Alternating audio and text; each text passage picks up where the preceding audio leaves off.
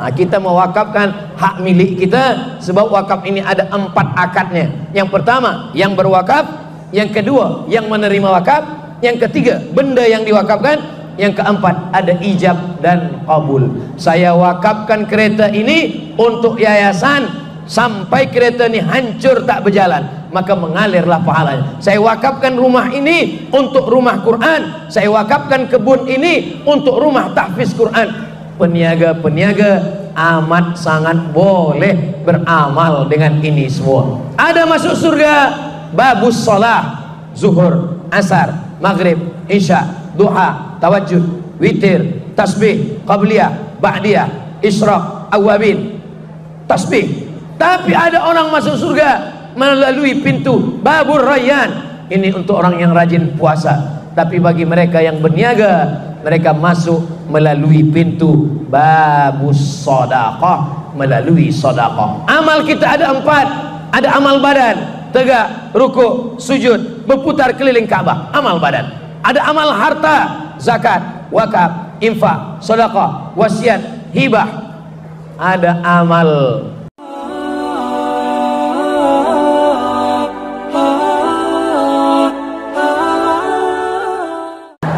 tazkirah di tempat berniaga. Ini luar biasa. Ini hanya di Beaufort. Dulu nabi-nabi itu hanya berzikir saja, mengingat Allah, mengingat Tuhan.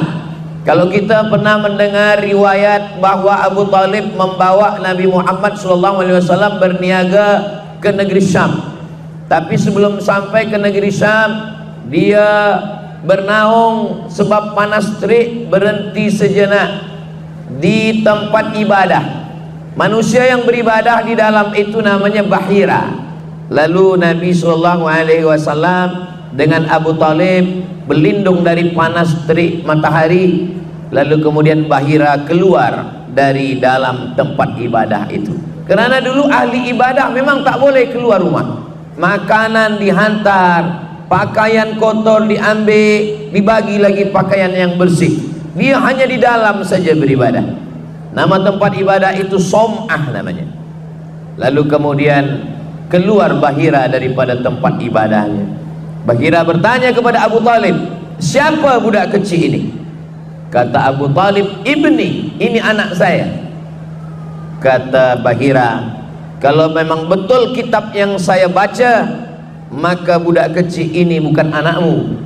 Kerana budak kecil ini ayahnya sudah meninggal dunia ketika dia dalam kandungan bundanya. Abu Talib terkejut. Dari mana engkau tahu Bahira? Kerana tadi saya menengok ada 3 tanda. Yang pertama, saya tengok dari tadi awan menaungi dia, dia tak kena panas matahari. Yang kedua, saya tengok pokok kayu bersimpuh sujud kepada dia. Yang ketiga, saya tengok batu-batu pun juga bersimpuh kepada dia. Menurut kitab suci yang saya baca, kalau ada manusia dengan 3 tanda, dia dinaungi awan, dia bersimpuh sujud batu dan kayu, maka dia adalah Nabi akhir zaman yang lahir sebagai yatim, ayah dia sudah meninggal dunia. Kata Abu Talib, memang betul, ini adalah anak saudara saya. Saudara saya namanya Abdullah. Abdullah sudah meninggal ketika anak saudara saya ini masih ada dalam kandungan. Apakah Abu Talib berbohong? Tidak. Kerana kita pun selalu mengatakan kepada anak kemanakan anak saudara. Saya kalau bawa anak saudara saya tazkirah, jamaah bertanya, ini anak Ustaz Somad? Ini anak saya. Saya tak bohong, sebab kita biasa mengatakan anak saudara kita, anak kita. Menengok anak orang, ingat anak kita. Menengok emak orang, ingat emak kita. Asal jangan menengok bini orang, lupa bini kita. Itu yang tak betul. Maka mengatakan anak saudara kita, kita katakan ini anak saya. Abu Talib tiada berbohong, dia tidak berdusta. Tapi rupanya orang yang membaca kitab suci sudah tahu. Itulah makna firman Allah, alladzina atainahumul kitaba ya'rifunahu kama ya'rifuna abna'ahum. Mereka mengenal Muhammad sallallahu alaihi wasallam sebagaimana mereka mengenal anak kandung mereka sendiri. Jadi masa itu ahli ibadah tidak boleh keluar.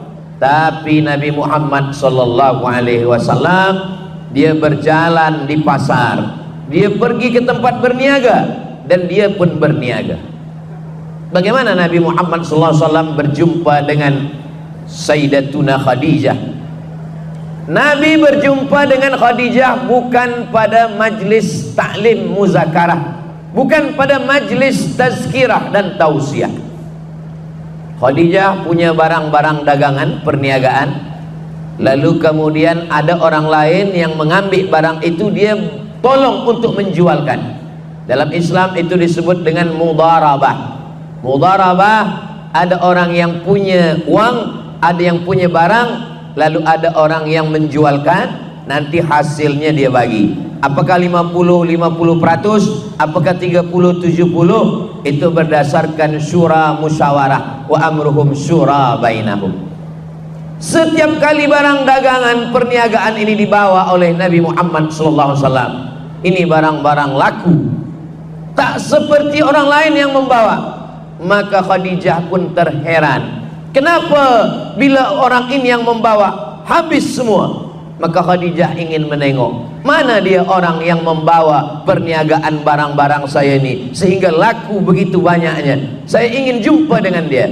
Maka ditunjukkanlah, itulah dia orangnya. Dia pun terkejut, rupanya yang membawa itu adalah Sayyidina wa Maulana Muhammad sallallahu alaihi wasallam. Kenapa barang-barang yang dibawa oleh Nabi itu laku? Kerana Nabi itu Sayyidul awwalina wal akhirin, Sayyidul kaunaini was saqalain. Belum lagi membeli barangnya, baru menengok orangnya, orang sudah suka, orang sudah jatuh hati. Saya seandainya ada orang minta tolong ke saya, Ustaz Somad, tolong bantu saya untuk berikan iklan, endorse, saya nak jual susu. Endorse-nya apa? Bila minum ini nanti badan akan gemuk sikit. Saya tak mau. Kenapa? Karena bila saya jual, orang tak percaya. Bila orang tengok, tonton di TikTok, di YouTube, dia tengok, oh macam ini yang jual, badan dia pun kurus. Jadi apa yang kita jual, kita mestilah menarik seperti Nabi Muhammad SAW, membuat orang terpukau. Maka bila ada kita mendengar hari ini lagu Qamarun, Qamarun, Qamarun, Qamarun sidnan Nabi, Qamarun. Qamarun artinya bulan. Bulan gelap gulita tapi dia terang benderang. Sekarang orang selalu menyanyikan, melantunkan syair Qamarun. Kalau zaman dulu bukan Qamarun, Tala'al Badru, Tala'al Badru alaina. Kalau bulannya masih 1-2 hari bulan, maka disebut dengan hilal. Hilal, bulan kecil saja. Tapi kalau bulan itu sudah sempurna 15 hari bulan, dia adalah Badar. Nah, jadi Badar ini pun sudah menjadi nama orang-orang Melayu. Ingin seperti Nabi, dikasih nama anak Badarudin Badariah. Nah, mohon maaf kalau kebetulan namanya saya sebut. Nama adalah doa. Sebab dengan doa nama yang baik-baik itu, maka diharapkan dia seperti Nabi Muhammad SAW. Ada guna nama hilal, ada nama guna badar, ada nama guna qamar. Ada nama hilal, ada badar, ada qamar. Ketiga-tiganya adalah sifat daripada Nabi Muhammad SAW. Jadi Nabi SAW berniaga. Bagaimana Nabi berjumpa dengan Khadijah? Dalam perniagaan. Nabi SAW punya ayah, nama ayahnya Abdullah.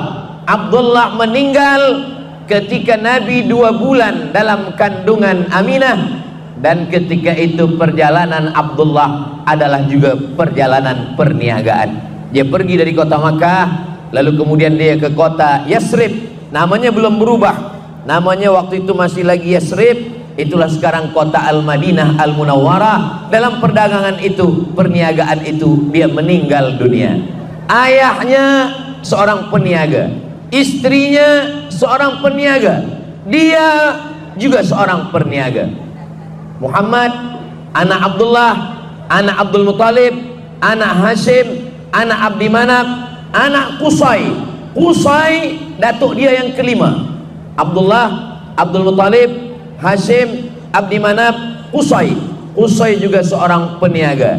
Jadi yang membina rumah besar di kota Makkah Al-Mukarramah, nama rumah itu Darun Nadwah. Dar artinya rumah, Nadwah tempat berkumpul. Darun Nadwah, rumah paling besar tempat berkumpul, itu dibina oleh datuk Nabi yang kelima. Abdullah, Abdul Muttalib, Hashim, Abdi Manaf, Qusay. Qusay juga seorang peniaga. Qusay peniaga, Abdullah peniaga, Khadijah peniaga, Nabi Muhammad SAW peniaga.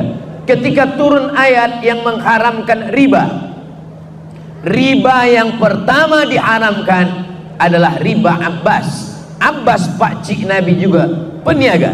Jadi kalau kita hitung kira dari keliling keluarga Nabi SAW, Abdullah peniaga, Abdul Muttalib yang memberikan air minum. Semua jamaah haji yang datang disediakan air minum, dan dialah yang memegang kunci Ka'bah. Abdul Muttalib juga peniaga. Abdullah peniaga, Abdul Muttalib peniaga, Qusay peniaga, Khadijah peniaga, Abbas peniaga, Muhammad SAW peniaga. Jadi kalau ada di antara kita yang berniaga, maka dia sudah melaksanakan sunnah Nabi Muhammad SAW.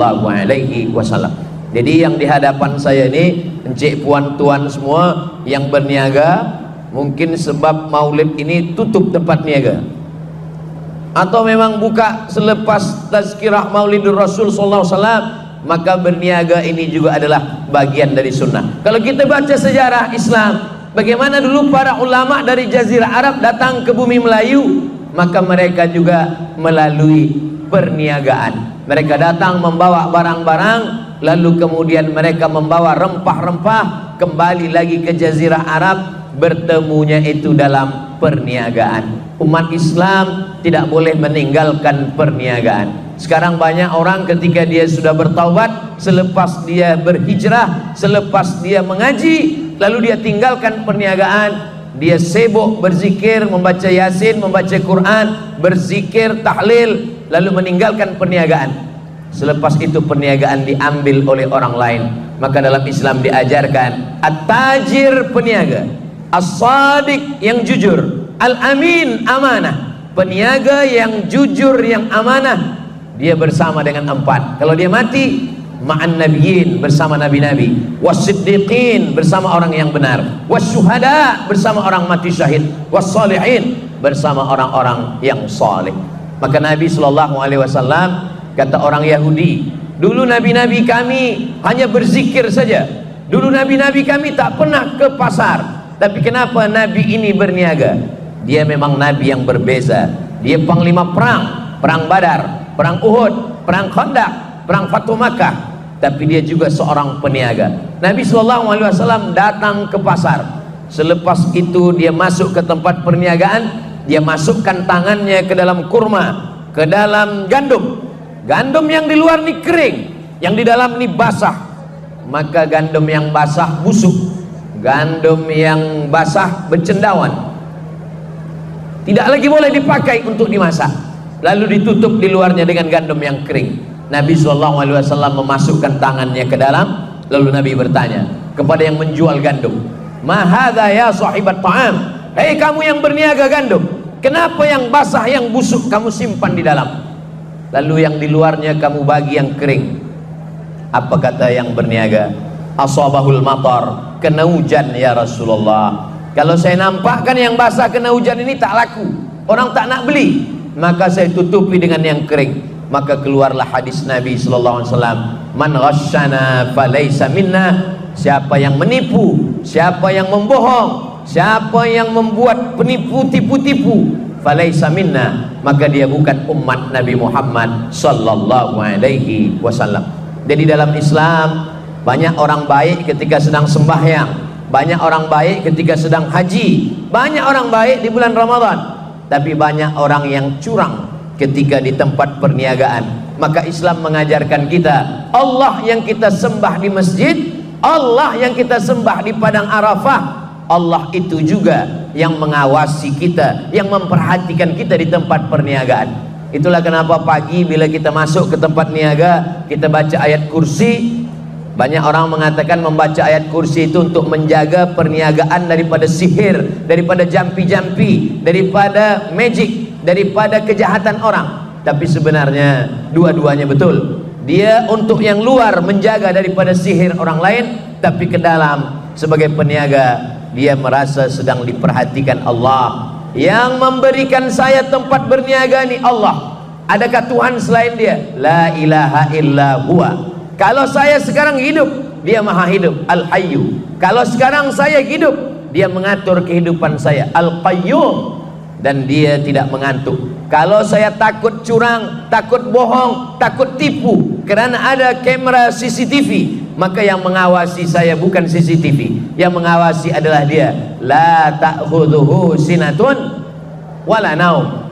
Kalau sekarang saya kaya raya, saya punya tempat bisnis, maka dia maha kaya. Lahu ma fis samawati wa ma fil ard. Kalau sekarang saya boleh ditolong oleh orang lain, nanti tidak ada yang boleh menolong saya. Man dzalladzi yashfa'u indahu illa biiznih. Kalau sekarang saya tipu, saya buat bohong, saya buat dusta, orang tak tahu, saya bungkus, saya timbang, selepas itu mereka bawa pulang ke rumah, selepas itu dia tidak mau komplain sebab jauh, sebab dia tidak ingin bertengkar berkelahi, maka sesungguhnya ya'lamu ma baina aydihim wa ma khalfahum. Allah tahu apa yang berbisik dalam hati, Allah tahu apa yang terlintas dalam fikiran. Ya'lamu ma baina aydihim wa ma khalfahum wa la yuhituna bi syai'in min ilmihi illa bima syaa' wasi'a kursiyyuhus samawati wal ard wa la ya'uduhu hifdzuhuma wa huwal aliyyul azim. Ini baik dibaca pagi di tempat kita awal berniaga supaya dijaga Allah daripada sihir,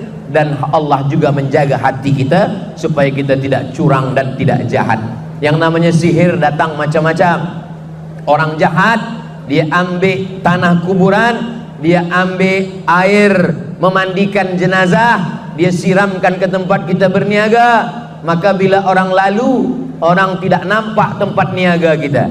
Orang lalu mestinya dia membeli barang perniagaan kita, tapi bila dia lalu tempat kita, dia bukannya nak singgah membeli, dia bacakan assalamualaikum ya ahlal kubur. Kenapa? Karena yang dalam pandangan dia. Kenapa mata dia boleh menengok tempat niaga kita macam menengok kuburan?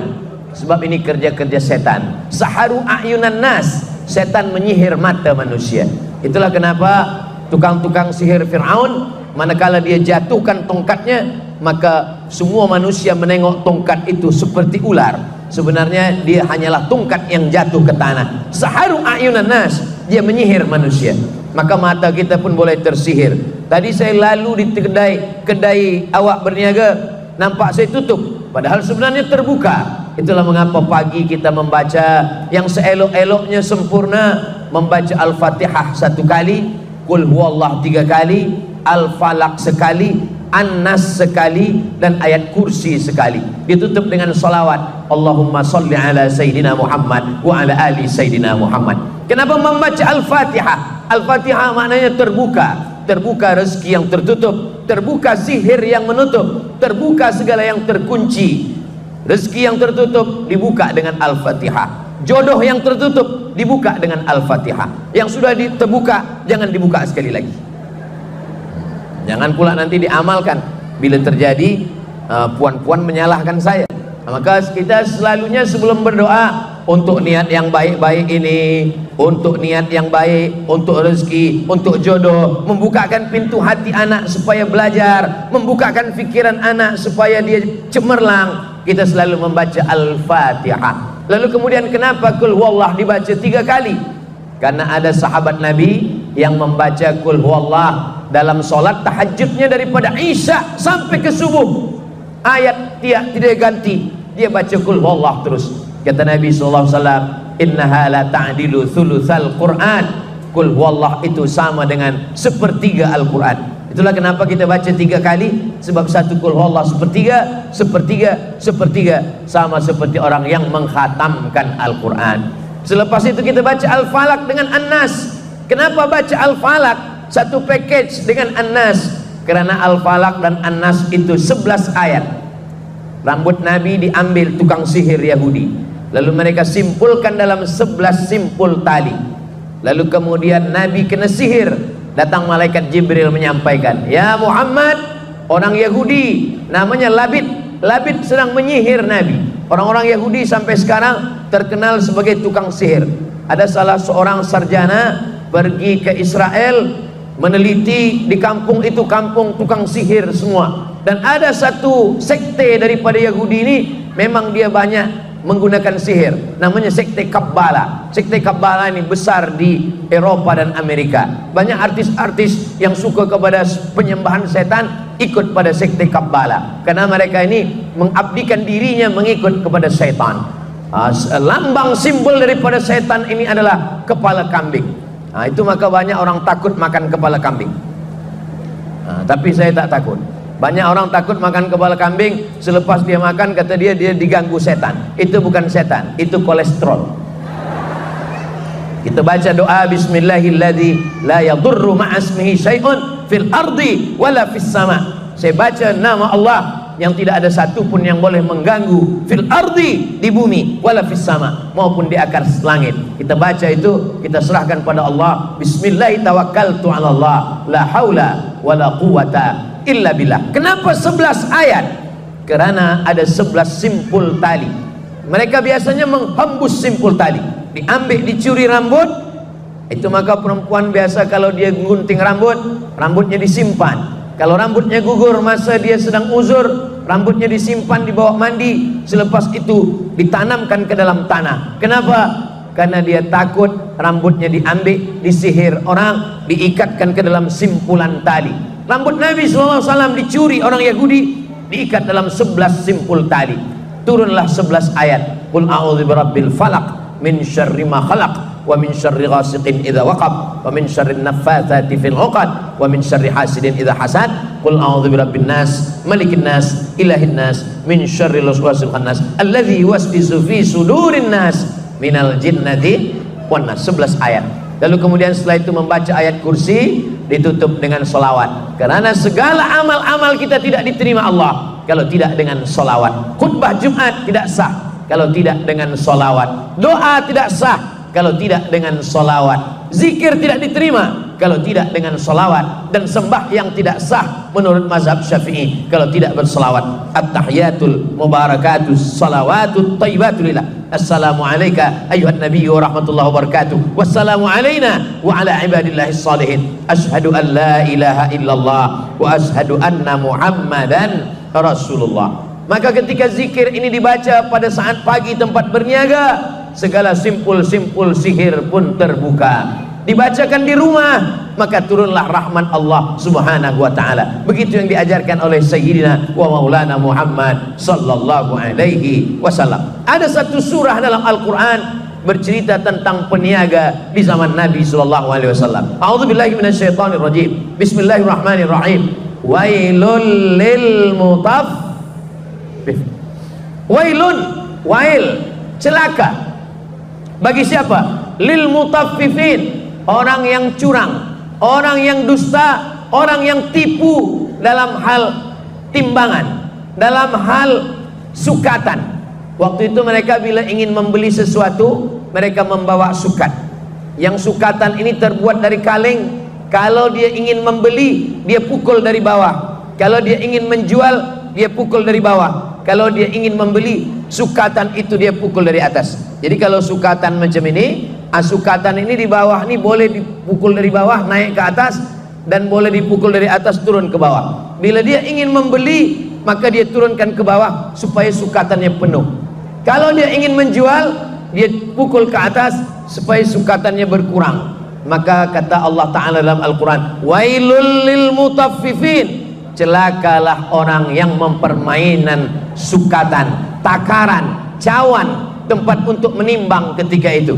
Kenapa? Idza talu 'alan nasi yastawfun, kalau mereka membeli, mereka ingin penuh. Wa idza kaluhum aw wazanuhum yukhsirun, tapi kalau mereka menjual, mereka buat kurang. Karena kalau yang dari bawah ini dipukul ke atas, maka berkurang sukatan timbangan. Tapi kalau dipukul ke bawah, maka dia menjadi penuh. Ketika dia mau membeli, dia bawa dari rumah. guna sukatan saya. Tapi kalau dia menjual, dia pakai sukatan dia supaya berkurang timbangan. Begitulah mereka yang curang di hadapan Allah Subhanahu wa ta'ala. Sekarang ini alhamdulillah kita diawasi, ditengok, diperhatikan. Ada orang-orang yang bila berniaga, bila dia ingin membeli, bila dia ingin membeli beras, ingin membeli jagung, ingin membeli tepung, mata dia tajam menengok sukatan timbangan. Kalau menengok Quran tak nampak, tapi menengok sukatan tampak. Ini elok juga mata macam ini. Kenapa? Karena ini menjaga peniaga supaya dia takut curang dan dia pun tidak menzolimi orang. Apa pesan Nabi sallallahu alaihi wasallam? Unsur akhaka, tolong saudaramu zaliman, orang yang zalim, atau mazluman, atau orang yang dizalimi. Sahabat mendengar hadis ini berpikir, tolong saudaramu yang menzalimi atau yang dizalimi?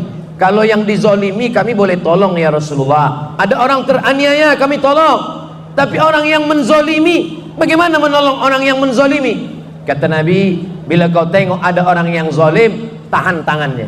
Kalau nampak ada orang yang curang, orang yang tipu, orang yang dusta, orang yang bohong, tahan tangannya. Biasa kalau membeli ikan, maka kita tengok insang ikan, ditengok, oh masih merah, berarti ikan ini belum busuk lagi. Nah sekarang banyak orang dia ambil darah dari jiran dia yang berjual kambing, berjual daging, dia ambil darah kambing, dia letakkan di insang ikan. Maka bila pedagang, penjual, peniaga membeli, ditanya, baru ke ikan kamu? Dia tak nak jawab, dia hanya katakan, tengoklah insang dia, tetap ada darah. Maka tipu, bohong, dusta, dunia tak dapat, akhirat pun melayang, hanya kerana yang kecil saja. Padahal kata Nabi sallallahu alaihi wasallam, man ghasyana falaysa minna. Siapa yang menipu, siapa yang dusta, siapa yang bohong, bukan umat Nabi Muhammad sallallahu alaihi wasallam.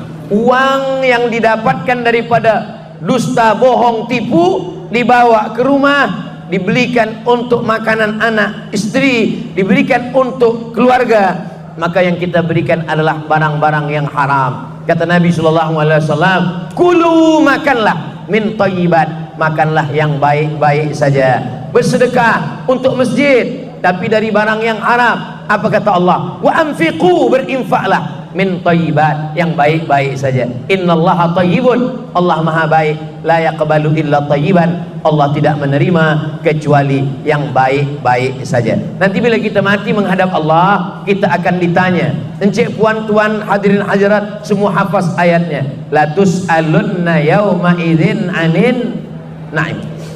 Kamu semua akan ditanya tentang nikmat Allah Subhanahu wa ta'ala. Kalau kerusi dah datang, itu maknanya saya dah tazkirah setengah jam. Kalau air datang, itu 15 menit. Kalau kerusi datang, 30 menit. Maknanya Ustaz Somad, kalau nak minum, minumlah. Kalau segan minum, tegak duduk. Itu maksud. Di mana-mana saya bagi tazkirah tak lebih tak kurang dari 60 menit. Kenapa Ustaz Somad bagi tazkirah itu 60 menit? Sebab kemampuan manusia merata-rata secara umumnya, tempat kita orang Asia, orang Melayu itu hanya sanggup mendengar 60 menit. Kalau lebih 60 menit penuh, itu ada yang sampai tumpah ke mulut. Kalau dah tertunduk, itu maknanya dah penuh dah. Nah itu maka saya di mana-mana 60 menit menyampaikan tazkirah. Tadi saya mula pukul 8, insya-Allah pukul 9 kita selesai. Yang boleh diambil, yang boleh diingat, insya-Allah. Tadi selama 1 jam Ustaz Somad, banyak yang Ustaz sampaikan saya tak boleh ingat. Jangankan puan-tuan yang mendengar, saya yang menyampaikan pun tak ingat. Nah, jadi jangan sangka semua yang saya sampaikan ini saya ingat. Tapi alhamdulillah, Allah tolong kita.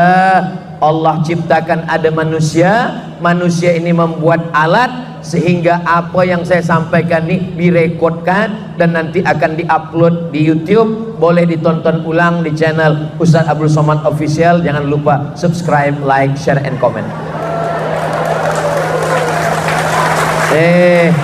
Kami susah kami nak tengok tazkirah Ustaz Somad banyak betul. ada yang di Brunei Darussalam, ada yang di Sarawak, ada yang di Sabah, ada yang di Semenanjung, ada yang di Sumatera, ada yang di Kalimantan, ada yang di Sulawesi, ada yang di Jawa. Ini tazkirah nih yang mana? Kalau nampak nanti ada tempat niaga, itu di Beaufort.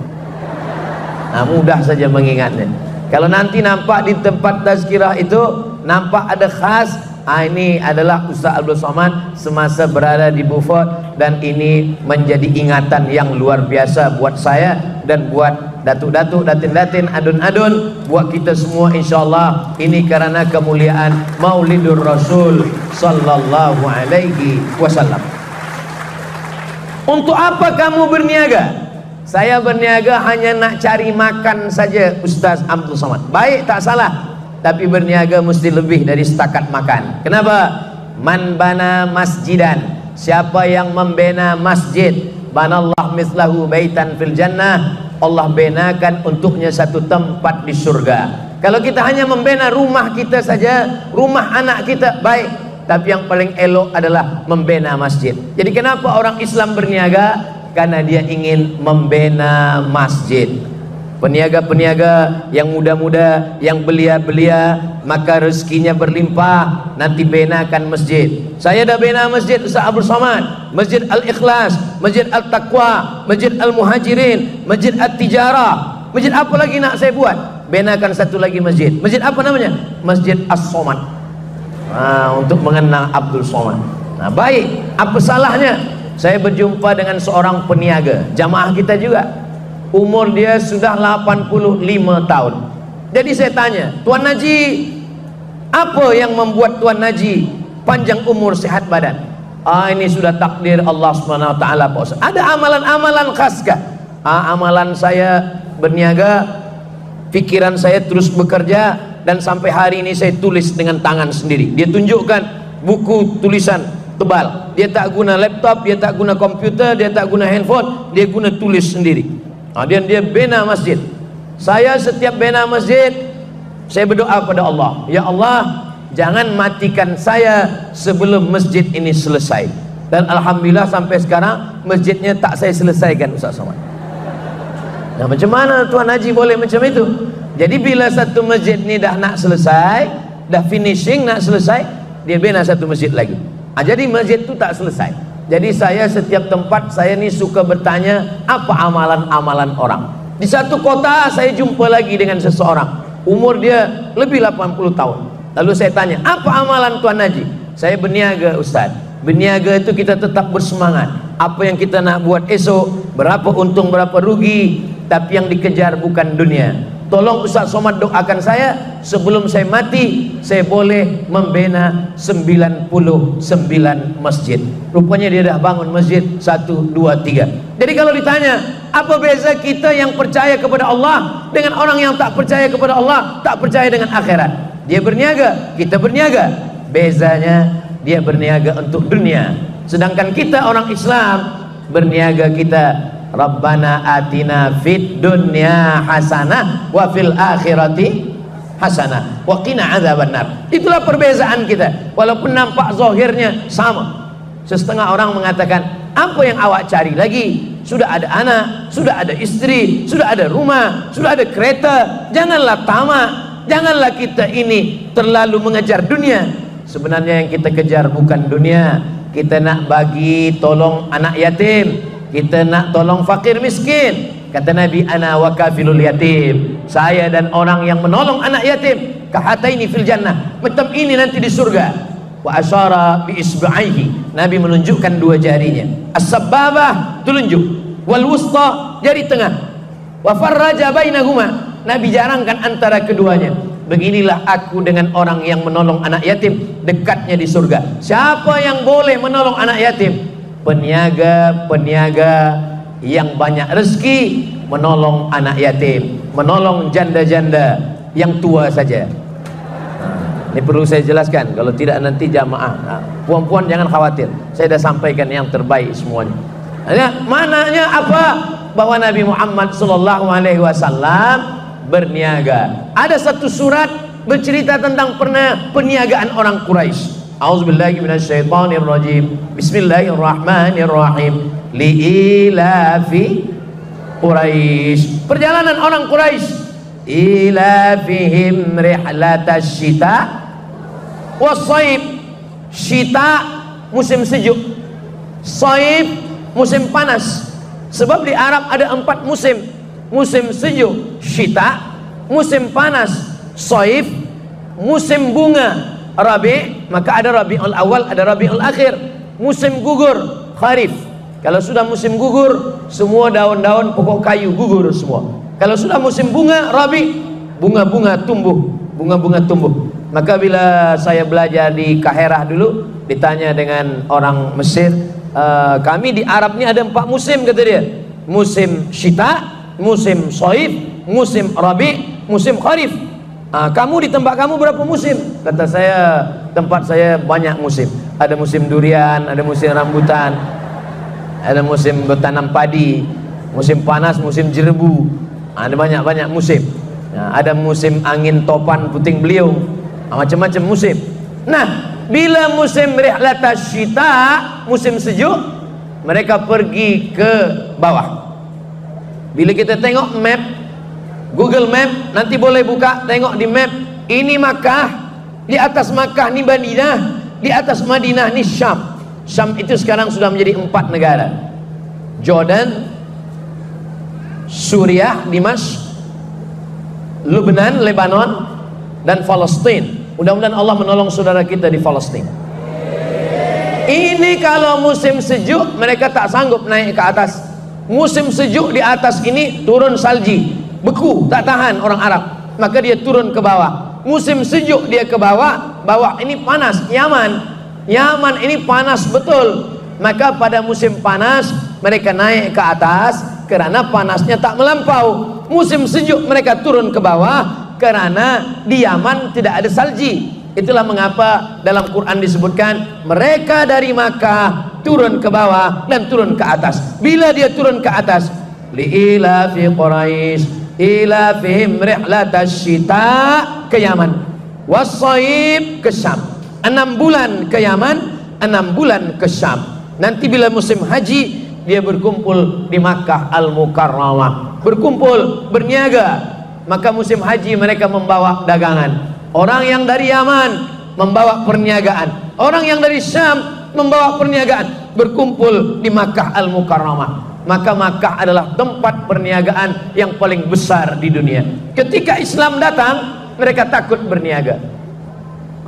Labbaik Allahumma labbaik, labbaik la syarika laka labbaik, innal hamda wan ni'mata laka wal mulk la syarika lak. Takut nak bawa perniagaan. Mereka pun datang berjumpa Nabi Muhammad sallallahu alaihi wasallam. Ya Rasulullah, dulu sebelum Islam kami bila haji ini berniaga, sekarang dah Islam, bolehkan kami berniaga lagi? Apakah kami dibolehkan berniaga? Turunlah ayat, laisa alaikum junahun an tabtaghu fadlan min rabbikum. Kamu boleh berniaga. Itulah kenapa bila musim haji kita tengok orang banyak berniaga di kota Makkah, di kota Madinah. Maka ketika selepas melontar Jumrah Aqabah dulu, bila saya berangkat haji, itu orang-orang daripada jajahan Rusia, Uzbekistan, Tajikistan, Kyrgyzstan, Kazakhstan, Turkmenistan, itu membawa barang-barang perniagaan. Ada kulit kambing, ada kulit rusa, ada banyak-banyak barang mereka niaga. Sulam-sulaman, kain-kain yang cantik-cantik, elok-elok. Kenapa? Karena perniagaan sesungguhnya ada dalam ibadah haji. Ibadah haji bukan hanya setakat melontar jumrah, tapi juga melontar rial. Itulah maka banyak selepas tawaf wada itu menangis, menetes air mata. Ada yang habis dosa, ada juga yang habis duit. Allah Subhanahu wa ta'ala membuat ibadah. Maka kalau kita pergi umrah itu ke masjid sekali. Ini hotel, ini Masjidil Haram. Orang yang pergi umrah ke hotel sekali, ke tempat niaga 2 kali. Sebab dari hotel ke masjid ada tempat niaga, pergi ke hotel singgah sekejap, balik pun singgah sekejap. Disangka kawan lama iktikaf, rupanya lama menengok tempat celak. Apa sebab? Karena memang perniagaan. Dan ini bukan sesuatu yang diharamkan. Karena dalam Islam Islam bukan agama yang hanya akhirat semata. Islam bukan hanya menyuruh kita untuk berbuat amal akhirat saja. Dunia ini adalah jembatan menuju akhirat. Laisa bi khairikum man taraka dunyahu li akhiratihi. Orang yang baik bukan orang yang meninggalkan dunia untuk dapat akhirat. Wala akhiratahu li dunyahu. Bukan yang meninggalkan akhirat untuk dapat dunia. Liusiba minhuma jami'an. Dapat dua-duanya. Maka keluar rumah, bismillahi tawakkaltu 'ala Allah wa'tasamtu billah la haula wala quwwata illa billah. Keluar dari masjid, apa doa keluar dari masjid? Allahumma inni as'aluka min fadlik, berilah aku rezeki. Kenapa doa keluar dari masjid minta rezeki? Karena dalam Islam diajarkan idza qudiyatis shalah, kalau salat sudah dilaksanakan, fantashiru fil ard, bertebaranlah kamu di atas muka bumi, wabtaghu min fadlillah, carilah rezeki karunia Allah Subhanahu wa taala. Sekarang banyak orang tidak mau berusaha karena menurut dia semua rezeki sudah dijamin, garansi Allah taala. Kenapa kamu tidak berniaga? Kenapa kamu tidak berniaga? Kenapa kamu tidak bertani? Kenapa kamu tidak tanam kelapa sawit? Kenapa kamu tidak mencari ikan di laut? Rezeki sudah dijamin Allah Subhanahu wa taala. Kalau ada suami puan yang bercakap begini, dia tidak mau berniaga, dia tidak mau mencari rezeki, bila disuruh mencari rezeki kata dia, semua sudah dijamin Allah Subhanahu wa taala. Nanti siang pukul 1, pukul 2 dia akan bertanya, "Mana makan kita siang ini?" Maka jawab jugalah, semua sudah dijamin Allah Subhanahu wa taala. 1000 dalil kita bagi, orang akan berdalih bagi orang yang malas. Maka dalam Islam diajarkan kita senantiasa la ta'jaz, jangan merasa lemah, ihris ala ma yanfa'uk, bersemangatlah untuk sesuatu yang bermanfaat untuk engkau. Dalam Islam tidak boleh mengeluarkan zakat bagi sesiapa yang penghasilannya kurang daripada 20 keping dinar. Zaman Nabi tak ada duit kertas. Duit kertas yang pertama buat Amerika. Sebelum itu duit hanya 2. Satu namanya dirham, duit perak. Satu lagi namanya dinar, uang emas. Emas satu kepingnya 4,25 gram emas. 1 gram, 2 gram, 3 gram, 4,25 gram emas, itulah dia 1 dinar. Siapa yang punya uang 20 dinar, maka dia mengeluarkan zakat. Maknanya apa? Siapa yang duitnya kurang daripada 85 gram, 20 keping dinar, dia dianggap sebagai fakir, miskin yang tidak wajib membayar zakat. Dia menerima zakat. Ada 8 orang yang boleh menerima zakat. Innamas shadaqatu lil fuqara wal masakin wal amilina 'alaiha wal mu'allafati qulubuhum wa fir riqab wal gharimin wa fi sabilillah wa ibnis sabil. Kita selalu fakir disandingkan dengan miskin. Fakir, miskin.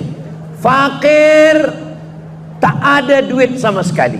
Maka orang seperti ini umur 70 tahun, suami meninggal, anak tak ada, hidup sebatang kara, maka dia ini adalah fakir. Tapi kalau dia masih muda, dia ada kerja, tapi penghasilan dia tidak mencapai 85 gram, 20 keping dinar setahun, maka dia miskin. Itu maka dalam surat Al-Kahfi, ammas safinatu fakanat limasakin, ini adalah milik orang miskin. Orang miskin punya kapal. Kenapa orang miskin boleh punya kapal? Maknanya kapal untuk mencari ikan, tapi penghasilannya kurang daripada 85 gram, 20 keping uang dinar, maka dia termasuk orang yang menerima zakat. Kita menyerahkannya kepada Baitul Mal. Jadi agama Islam adalah agama yang boleh diamalkan melalui harta. Haji, walillahi 'alan nasi hajjul bait, diwajibkan melaksanakan haji. Siapa yang boleh melaksanakan haji? Walillahi 'alan nasi hajjul baiti man istata'a ilaihi sabila. Membayar tiket pesawatnya, hotelnya, makannya.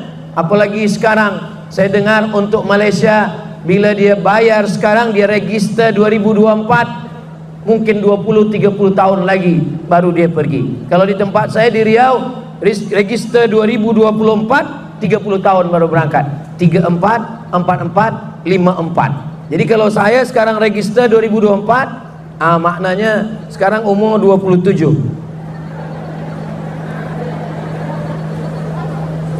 Umur berapa kita baru sampai ke Tanah Suci Makkah. Jadi semakin banyak uang yang kita miliki dengan perniagaan yang halal, maka itu semakin dekat ke Baitullah. Jadi kalau ada orang yang berpahaman dunia jangan dikejar, dunia jangan dicari, maka ini bukan pahaman Islam. Ini nanti akan diambil oleh orang lain. Kalau dunia ini tak kita genggam, bisnisnya tak kita ambil, perniagaan ditinggalkan orang Islam, maka akan diambil orang lain. Islam bukanlah agama orang miskin, orang susah, orang meninggalkan dunia. Rezeki kita sudah dijamin Allah, jangan cari lagi rezeki. Ini menyesatkan. Jodoh tak akan kemana. Memang betul kalau jodoh tak akan kemana, tapi saingan di mana-mana. Maka mesti ada juga ikhtiar dari kita. Ini kerusi memang sudah ditakdirkan untuk saya, tapi kalau saya tak berusaha untuk mengambilnya duduk, maka sampai kiamat saya tak akan duduk. Ini air minum memang sudah ditakdirkan Allah untuk saya, tapi kalau saya hanya menengok saja, tak akan mungkin air ini melompat masuk ke mulut saya. Maka saya mesti gunakan tangan saya untuk mengambil, dekatkan ke mulut saya, walaupun tak jadi saya minum. Karena kalau saya minum tegak, nanti orang akan komen di YouTube, Ustaz Somad minum tegak. Apa maknanya? Bahwa umat Islam diberi Allah Subhanahu wa ta'ala qudrat dan iradat. Iradat ada kemauan, saya mau duduk, saya mau minum. Iradat ada kemauan, qudrat ada kemampuan. Ada orang yang mau tapi tidak mampu, ada orang yang mampu tapi tidak mau. Maka dua-dua mesti ada dalam diri kita. Diri kita ada iradat, keinginan, ingin bina masjid, ingin tolong anak yatim, ingin anak sekolah BA, Master, PhD, ingin punya tempat niaga 1, 2, 3, ingin kereta, ingin semua dengan cara yang halal, dengan cara yang baik. Itulah amalan. Ketika orang-orang mati semua menghadap Allah, lalu Allah bertanya kepada orang-orang mati itu, hai mayat-mayat, seandainya kamu boleh hidup lagi, apa yang kamu inginkan? Apa kata orang mati? Laula akhartani ila ajalin qarib, hidupkan saya sekejap, hidupkan saya 1 menit saja. Untuk apa? Fa as-saddaqa, saya ingin bersedekah. Dan yang boleh bersedekah adalah peniaga-peniaga, bisnismen yang banyak punya harta, adalah yang boleh bersedekah. Yang lainnya tinggal, kereta-kereta yang mahal tinggal, rumah-rumah yang besar yang cantik tinggal, tempat-tempat berniaga tinggal, tapi ada kereta yang boleh kekal abadi sampai hari kiamat, tetap mengalir pahalanya. Kereta apa? Kereta ambulan yang diwakafkan. Itu kereta ambulan. Jadi kalau kita punya harta, peniaga-peniaga ada ambulan. Saya alhamdulillah di yayasan tempat kami ada 2 kereta ambulan. Sebab saya sakit hati, manakala almarhumah mak saya meninggal, nak dibawa dari hospital ke kampung, kata orang hospital, kami tak nak bagi kereta sebab ini jauh ke kampung, 12 jam dari provinsi ke kampung almarhumah mak saya, keluar provinsi, luar kawasan daerah. Dia tak nak bagi sebab dia tak tahu tu mak Ustaz Abdul Somad. Bila dah tahu baru dia bagi. Saya merasa jangan sampai emak kawan saya, emak jamaah saya mengalami hal yang sama dengan yang dialami emak saya. Maka manakala kami buat yayasan, saya bagi tahu ke jamaah, kita mesti punya 2 kereta ambulan untuk membawa sesiapa saja yang sakit free. Alhamdulillah sekarang dah ada 2 ambulan. Tapi saya tanya dengan driver, last kali saya tanya, macam mana ambulan kita? Sudah 2 bulan ni ambulan tak berjalan. Kenapa? Tak ada yang sakit, tak ada yang mati. Jadi puan-tuan bila nak naik kereta free, syaratnya cuma 2, sakit, mati. Itulah yang boleh menjadi amal jariah. Siapa yang boleh wakafkan ambulan? Siapa yang boleh wakafkan rumah besar untuk rumah Quran?